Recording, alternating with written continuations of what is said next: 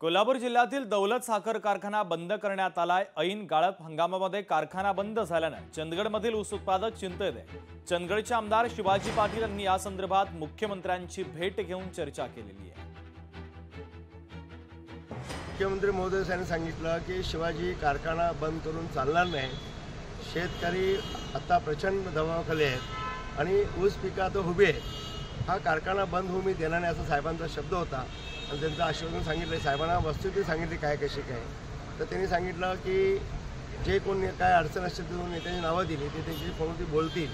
शेतकरी बांधवांना कुठल्या पक्षाचे मतलब नाही, त्यांनी राबून जो ऊस पीक उभे केले त्यांना न्याय देणे गरजेचं आहे आणि आता ते जर बंद पडला तर पुन्हा मस्तेरी काम नाही करणार म्हणून सांगितल्यानंतर साहेबांनी पूर्ण जे सहकार्याची भूमिकेत राहिले त्यांनी मला सर्व मार्गदर्शन केले। त्यामुळे कारखाना 100% या 200 चालू करायचाच आहे। लोकशाही मराठी ऐका, पहा, जागरूक रहा।